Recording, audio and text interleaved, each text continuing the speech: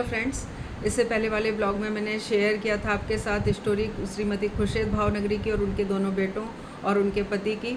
उनके दोनों बेटों की जब मृत्यु हो जाती है मोटर कार दुर्घटना में, और फिर वो उनके बेटे उनसे संपर्क करते हैं और अपने से एक बुक लिखवाई थी जो कि बहुत ज़्यादा फेमस हुई थी, बेस्ट सेलर बुक थी, the laws of spirit world.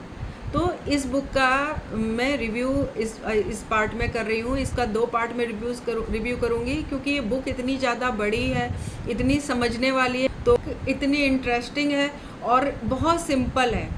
कोई भी आध्यात्मिक बुक आप पढ़ेंगे, अगर उससे पहले ये बुक पढ़ते हैं तो जैसे कहते हैं ना, एक प्राइमरी लेवल पे आपको इतनी नॉलेज हो जाएगी कि बाकी की सारी जो आप स्पिरिचुअल बुक्स पढ़ेंगे ना, आपको बड़ी आसानी से समझ में आएंगी। एसपी ने इस बुक में बताया है कि जब उनकी एक्सीडेंट, वो धीरे कार चला रहे थे जब अपने रास्ते पर जा रहे थे, क्योंकि उसे एक भयानक काली आकृति की चीज़ आती दिखाई दी कार की तरफ। उन्हें सब अपने आप को बचाने के लिए उन्होंने गाड़ी को बाईं तरफ घुमाया, और लेकिन फिर भी वो चीज़ आकर उनसे टकरा गई और उन्हें फिर उसके बाद कुछ समझ में नहीं आया।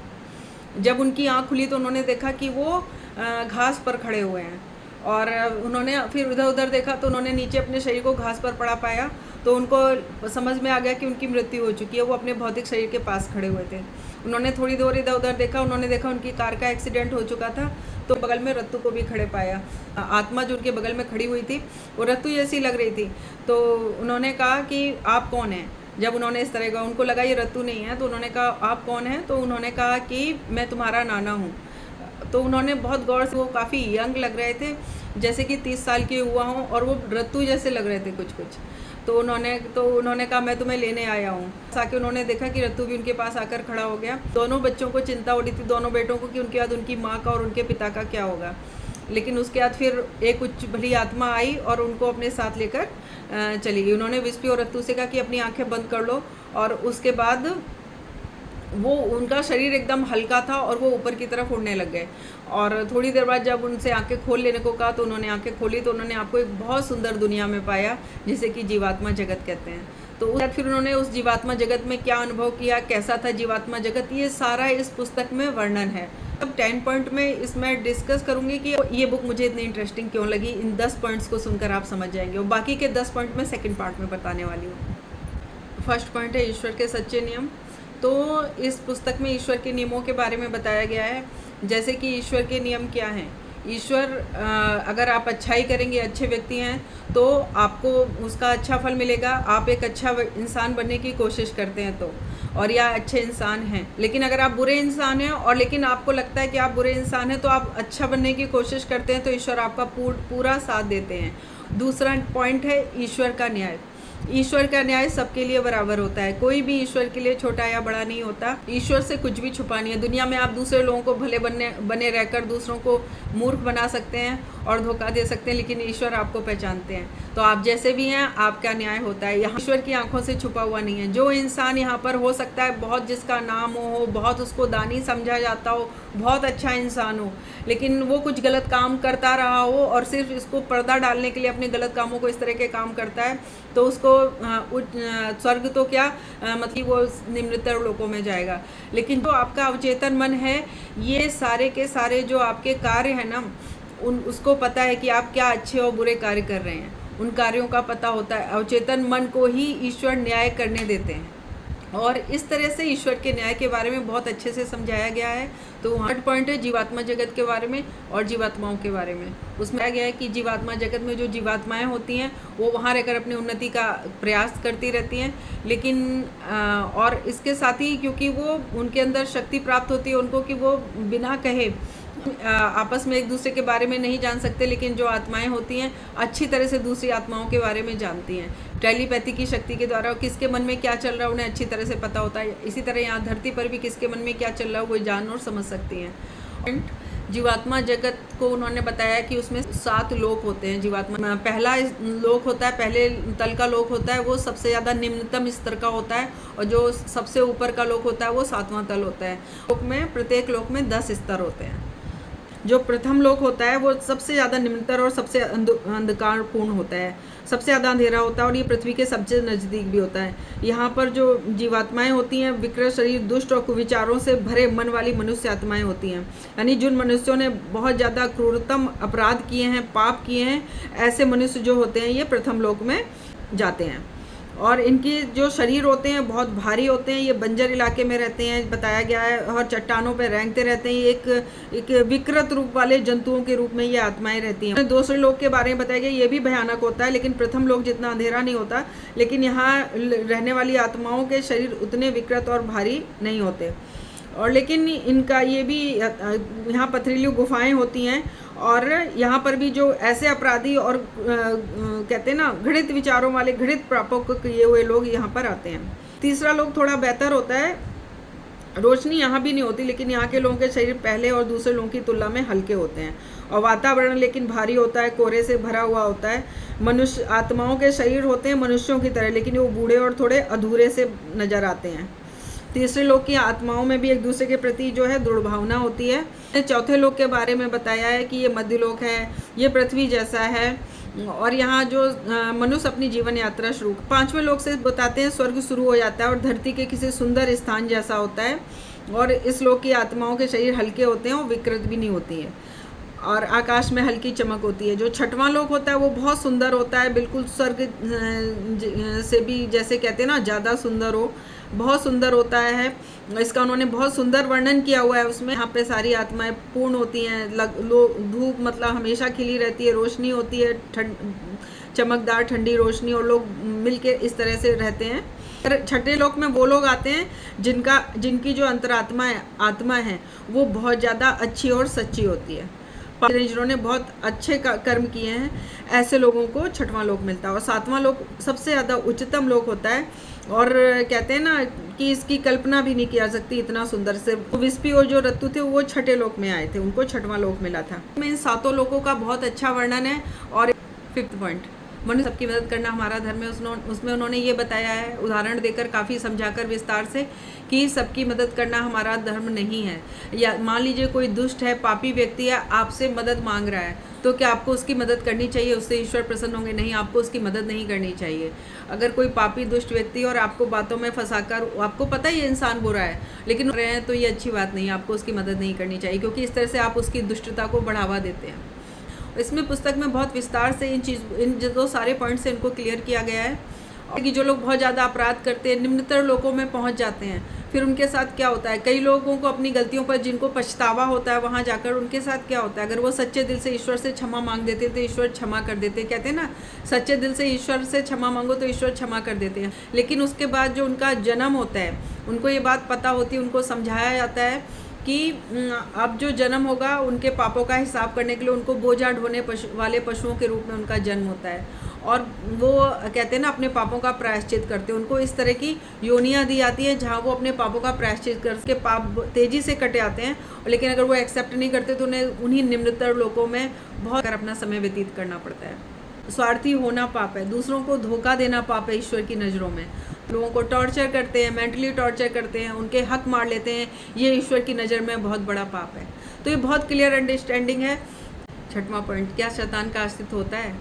तो जी, शैतान का कोई अस्तित्व नहीं होता। इतर लोगों में जो बुरी आत्माएं होती हैं वो ही शैतान होती हैं, जो लोगों को परेशान करती हैं, और हमारी पृथ्वी पर इस दुनिया में जो बुरे लोग होते हैं वही शैतान है, जो बुरे कर्म करते हैं, लोगों को सताते हैं, धोखा देते हैं, उनसे उनके हक छीन लेते हैं, उनको जीने नहीं देते, अच्छाई का जीवन जीने नहीं देते, और उनको बुरा बनाने की कोशिश करते हैं, तो वही शैतान होते हैं। लेकिन हमारी इस दुनिया में हम किसी को पहचान नहीं सकते, किसी के मन को पढ़ नहीं सकते, तो हम भेद नहीं कर पाते कि कौन बुरी आत्मा है, कौन अच्छी आत्मा और कौन दुष्ट आत्मा है।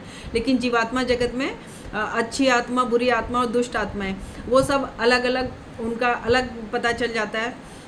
जो अच्छी आत्माएं होती हैं उनको अच्छी आत्माओं के साथ रखा जाता है, क्योंकि वो लोगों में विभाजन है जीवात्मा जगत का। बुरी आत्माएं होती हैं, बुरी आत्माओं के साथ रखा जाता है, और दुष्ट आत्माएं दुष्ट आत्माओं के साथ रहती हैं। तो भली आत्माएं एक दूसरे के साथ मिलजुल के बहुत प्रेम से रहती हैं। जो बुरी आत्माएं होती हैं वो अपने दुनिया में रहती हैं, उनमें ईश्वर जो कहते हैं ना आपस में जलन, लड़ाई झगड़े, ये सारी चीज़ें होती हैं। अगर वो अपना आध्यात्मिक विकास चाहती हैं तो उसके लिए उनको मौका दिया जाता है। भली आत्माएं उनकी जो है हेल्प करती हैं, अगर वो सहायता चाहती हैं और आध्यात्मिक विकास के लिए। और जो दुष्ट आत्माएं होती हैं उनकी एक अलग अपनी दुनिया होती है, वो लोग और दूसरों को भी दुष्ट बनाने की कोशिश करती हैं। और फिर भी अगर कोई आत्मा चाहे तो उसको पुकार लगाए तो उसकी मदद करने के लिए उच्च भली आत्माएं हमेशा तैयार रहती हैं। इस तरह से काफ़ी विस्तार से इस चीज़ को भी, इसमें ये पॉइंट भी बहुत अच्छे से इस बुक में क्लियर किया हुआ है। 7 पॉइंट है ईश्वर के बारे में कि ईश्वर कैसा है, क्या ईश्वर है, ईश्वर का अस्तित्व है। जी हाँ, ईश्वर का अस्तित्व है। ईश्वर जीवात्मा जगत के स्वामी हैं और उसके साथ साथ कहते हैं ना, कई और भी हमारा जो लोक है, हमारा जो ये विश्व है, पूरा ब्रह्मांड है, इस ब्रह्मांड के स्वामी, ब्रह्मांड के अलावा और कई सारे ब्रह्मांड है जिसके वो स्वामी हैं, जिसको वो चलाते हैं। इन सातों लोगों की एक अति सर्वोच्च भली आत्मा होती है जो इन सातों लोगों पर जिसका शासन होता है, जिसे राजा कह लीजिए। उस सर्वोच्च भली वो आत्मा से भी ऊपर हमारे ईश्वर हैं, जो सारी दुनिया के न्यायाधीश है, जिन्होंने सारी जगत के नियम बनाए हुए हैं। हमारे अवचेतन मन की उनको एक एक पल की खबर होती है। ईश्वर से कुछ छुपा हुआ नहीं होता। वो बहुत दयालु होते हैं, बहुत करुणामय होते हैं, लेकिन साथ ही साथ उनको हमारे बारे में सब पता होता है कि हम कैसे हैं, क्या है। तो कभी भी किसी आत्मा के साथ अन्याय नहीं करते और कुविचारों को समाप्त करने में और आध्यात्मिक उन्नति के लिए हमेशा उनकी एकमात्र यही इच्छा होती है कि हर मनुष्य का आध्यात्मिक विकास हो। और साथ ही साथ वो पूरी मदद करते हैं हमारे गंदे विचारों से छुटकारा पाने में, हमें खुद को खुशहाल बनाने में और हमारी आत्मिक उन्नति में हमेशा हर समय मदद करने के लिए तत्पर और तैयार रहते हैं उनके मददगार, जो हमारी सहायता करते हैं। यानी कि निम्नतर लोगों में भी जो आत्माएं हैं उनकी भी सहायता करने के लिए उनके जो मददगार होते हैं, जो भली आत्माएं होती हैं, वो उनके निर्देशन में उन मनुष्यों की सहायता करती हैं। नेक्स्ट पॉइंट है कि ज़्यादा आएगा, जीवात्मा जगत में जो जीवात्माएं होती हैं वो पृथ्वी की तुलना में अधिक ज़्यादा जीवंत होती हैं, क्योंकि जो शरीर होते हैं वो पृथ्वी की तरह से दुख दर्द के बोझ, जैसे पृथ्वी पर होते हैं ना, दुख दर्द है, भूख प्यास है, ये सारी परेशानियों से वो मुक्त होते हैं, जो वो अपनी पसंद के कार्य वहाँ पर कर सकते हैं। और साथ उनका जो ज्ञान होता है काफ़ी बढ़ा चढ़ा होता है और वो ज्ञान प्राप्त करते हैं वहाँ पर। साथ ही सभी आत्माओं के लिए ईश्वर का जो एक सिद्धांत है कि मनुष्य जैसा बोता है वैसा ही काटता है, क्योंकि जो हमारे सर्वोच्च ईश्वर हैं उनका हृदय बहुत वो दयालु है, करुणा से भरा हुआ और प्रेम से भरा हुआ है। सभी मनुष्यों को एक बराबर प्यार करते हैं, लेकिन मनुष्य क्या करते हैं कि उनकी इसका स्नेह का और प्रेम का फ़ायदा उठाने लग जाते हैं। तो जिसकी वजह से जो ईश्वर है उन्होंने हर मनुष्य को एक अंतःकरण यानी अंतर्मन दिया है, अवचेतन मन दिया है, और वो अंतःकरण और अवचेतन मन हमेशा मनुष्य की आत्मा के साथ रहता है। चाहे हम इस भौतिक शरीर में हैं तब भी वो अवचेतन हमारे साथ है, सुप्त अवस्था में होता है, क्योंकि हमारा भौतिक मन ज़्यादा जागृत होता है। और जब हमारी मृत्यु हो जाती है तो वो अवचेतन मन जो होता है वो आत्मा के साथ रहता है। तो हर मनुष्य का अवचेतन मन अच्छी तरह से जानता है कि मनुष्य ने क्या सही किया है और क्या गलत किया है। तो परमात्मा ने न्याय करने के लिए मनुष्य को खुद का अवचेतन मन दिया है, जो कि उनका खुद न्याय करता रहता है। ईश्वर किसी का बुरा नहीं करते। मनुष्य का अवचेतन मन इसी सिद्धांत पर कार्य करता है कि जैसा बोएंगे वैसा काटेंगे, अच्छे के बदले में अच्छा, बुरे के बदले में बुरा। आप किसी के साथ अच्छा करेंगे तो आपके साथ कुछ अच्छा होगा, अगर आप बुरा करेंगे तो उसको आपके साथ बुरा होगा। जो नेक्स्ट पॉइंट है पुनर्जन्म, तो पुनर्जन्म के बारे में बहुत अच्छी क्लियर अंडरस्टैंडिंग। जो हमारी आत्मा होती है हम ये खुद तय करते हैं कि हमें जन्म लेना है, अगर हमारी इच्छा होती है जन्म लेने की, क्योंकि कई आत्माएं जन्म लेना चुनती हैं, क्योंकि इस भौतिक जगत में ज़्यादा तेज़ी से आध्यात्मिक उन्नति हो सकती है। अगर हमें उच्चतर स्तरों पर जाना, हम जिस स्तर पर हैं अगर उससे उच्च स्तर पर हमें ज़्यादा तेज़ी से आना है तो फिर हम भौतिक जगत में आकर अपनी उन्नति के लिए प्रयास कर सकते हैं। हम ज़्यादा तेज़ी से उच्च स्तर पर जा सकते हैं, वहाँ प्रगति होती है वो धीमी होती है। तो कई आत्माएं यहाँ आना चुनती हैं, पुनर्जन्म लेना चुनती हैं, हमारा खुद का निर्णय होता है। और हम अपनी माँ को भी और अपने परिवार को भी खुद ही चुनते हैं। हम अपनी माँ को चुनने की हमें स्वतंत्रता होती है। हम ज़्यादातर आत्माएं होती हैं वो अपने लिए भली और प्यारी आत्माएं माँ के रूप में ही चुनना पसंद करती हैं, ताकि वो जब तक खुद देखभाल करने लायक ना हो जाए वो उनकी अच्छी तरह से देखभाल करें। और इस समय हमें अपने भविष्य में होने वाली घटनाओं को भी हम तय कर लेते हैं, हमारा अवचेतन मन तय करता है। हमने जिस तरह अपने पिछले और जन्मों में जो कर्म किए हैं उसके आधार पर वो हमारा अवचेतन मन हमारे लिए उस तरह का जीवन, और हम अपने जो सबक हमें सीखने हैं वो सबक हम सीख सकें। इस तरह की हमारी जो जीवन की हमारी कहानी और घटनाएं तय करता है, और हम उन चीज़ों को एक्सेप्ट करते हैं। और हमें पता होता है कि हमारे जीवन में आगे आने वाले जीवन में हमारे साथ क्या क्या घटनाएं होने वाली हैं, क्या कठिनाइयाँ आने वाली हैं। कुछ आत्माएं दुष्ट और बुरी आत्माओं को अपनी माँ के रूप में चुनती हैं, ताकि उनका जीवन और वो कठिन जीवन जीकर अपनी और ज़्यादा उन्नति कर सके, या उन्हें कोई सबक सीखने होते हैं तो उन सबकों को सीखने के लिए वो अपनी ऐसी आत्माओं को अपनी माँ के रूप में चुनती हैं जिससे कि उनके वो सबक वो सीख सकें। और को पूरा करके अपने जीवन में आगे की उन्नति के लिए जा सकें। तो वो आत्माएं जानबूझकर इस तरह की परिस्थितियों का और माता पिता का और परिवार का चयन करती हैं। यानी माता, परिवार और पिता का चयन बहुत अच्छी तरह से समझाया गया है कि क्यों और किस लिए आत्माएं अपने पुनर्जन्म जब लेती हैं। तो नेक्स्ट पॉइंट है लोगों का संचालन किस प्रकार से होता है। तो उन्होंने प्रत्येक लोक में एक उच्च भली आत्मा का शासन होता है। जो 7वां लोक जो होता है उसका जो प्रमुख होता है, वहाँ की जो उच्च भली आत्मा होती है उसको सर्वोच्च भली आत्मा कहते हैं, और वो इन 7 लोकों का प्रमुख होता है। यानी वो एक सम्राट की तरह होता है, समझ लीजिए। और इन लोगों का संचालन उच्च भली आत्मा और सर्वोच्च भली आत्माओं के मिलकर करते हैं। आत्माओं का अंतिम उद्देश्य होता है जो कि 7वें लोक में पहुंचना। जो सारी आत्माएं जो इस 7वें लोक से निम्नतर लोक में होती हैं आत्माएं, उन सभी का उद्देश्य होता है 7वें लोक में पहुंचना। इसके लिए वो अपने उच्च भली आत्माओं की मदद लेती हैं। 7वें लोक में पहुंचने के लिए कड़ी मेहनत करनी पड़ती है और ये सब आपके आंतरिक बोध पर निर्भर करता है। अगर आपका लक्ष्य है 7वें लोक में पहुंचना, तो आप कभी भी ऐसे कहते हैं ना, इस तरह के कार्य नहीं करेंगे जो आपको नीचा दिखाएंगे या आपकी अंतरात्मा इनको एक पाप की श्रेणी में लाएगी। तो इसके लिए कड़ी मेहनत करनी पड़ती है। और कई आत्माएँ जो होती हैं, अच्छी आत्माएँ होती हैं, वो 7वें लोक तक पहुँच जाती हैं मध्य लोकों से। पहले, दूसरे और तीसरे लोगों की आत्माएं भी जब मदद के लिए पुकार लगाती हैं, उच्च लोकों में जाना चाहती हैं, तो भली आत्माएं जो होती हैं 5वें, 6वें और 7वें लोकों की उनकी मदद करती हैं।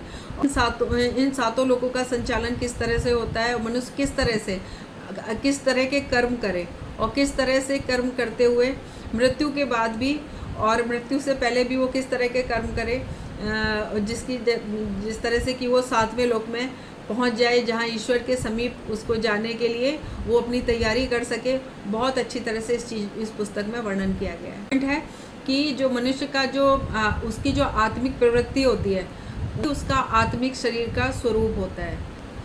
इसमें ये मतलब बात बहुत अच्छी तरह से क्लियर की गई है कि हमें ये जो हमारी पृथ्वी है, भौतिक जगत है, हमारी अस्थायी, ये हमारा परमानेंट घर नहीं है, टेम्परेरी घर है। और ये एज ए स्कूल हम जैसे इसमें आए हैं, इस घर में एज ए स्कूल आए हैं, और यहाँ हम अपना जीवन बिताकर अपने सबकों को सीख कर, जैसे पाठशाला में बच्चे आते हैं ना और अपनी क्लासेस में अपने लेसन पढ़ते हैं और क्लियर करके क्लासेस और फिर चले जाते हैं। तो अगर हम अपने जीवन में सफल रहे तो हम उन पाठों से सबक सीख कर अपने लेसन को क्लियर करके और ये जीवन को अपना पूर्ण करके चले जाएंगे। तो हमें अच्छे लोक में, उस उच्च लोक में जहाँ हम पहले थे, हमें जगह मिलेगी।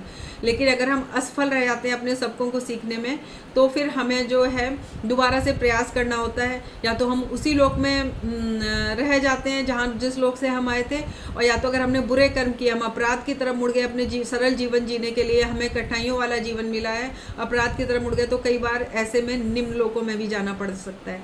तो इसलिए हमारी अंतरात्मा होती है, हमारा जो अवचेतन मन होता है, वही हमें आत्मिक उन्नति की ओर सही गलत का रास्ता दिखाता है। वही हमें लोकों में, हमारे कहते हैं ना जीवात्मा जगत में, हमारी मृत्यु के बाद हमें उच्च लोकों में ले जाने में हमारी सहायता करता है। तो ऐसे कार्य हमें नहीं करने चाहिए कि जो कि हमें कहते हैं ना, जो हमारी अंतरात्मा को स्वीकार ना हो, हमारा अवचेतन मन जिनके लिए गवाही नहीं देता। तो आवाज़ जरूर सुनिए, अपनी आत्मा की आवाज़ सुनिए, क्योंकि हमारी अंतरात्मा, हमारा अवचेतन मन ही हमें उस दुनिया में उच्चतम लोकों में ले जाएगा और हमारी आत्मिक उन्नति कराएगा। और अगर हम बुरे बन जाते हैं, नीचे गिर जाते हैं, तो वहाँ हमें निम्नतर लोकों में कब तक रहना पड़ेगा पता नहीं। तो इस चीज़ को उन्होंने बहुत दुष्ट कर्म किए हैं, बहुत बुरी प्रवृत्ति रही है, लोगों को धोखा दिया, झूठ बोला है, तो हमारा शरीर विकृत और भारी होता है। और चाहे हमारा भौतिक जन्म में कितना भी शरीर सुंदर रहा हो, और चाहे इसी तरह से भौतिक जन्म में हमारा शरीर कैसा भी विकृत रहा हो, सुंदर ना रहा हो, कुरूप रहा हो, लेकिन हमने अच्छे कर्म किए, हमारी प्रवृत्ति अच्छी थी, हमारी आत्मिक प्रवृत्ति अच्छी थी, हमने अच्छे कर्म किए, भलाई का जीवन बिताया है, तो हमें जो हमारा आत्मिक शरीर होता है उसका स्वरूप बहुत सुंदर होता है, हल्का होता है और कहते हैं ना प्रकाशवान होता है। पॉइंट है रुपहली डोरी।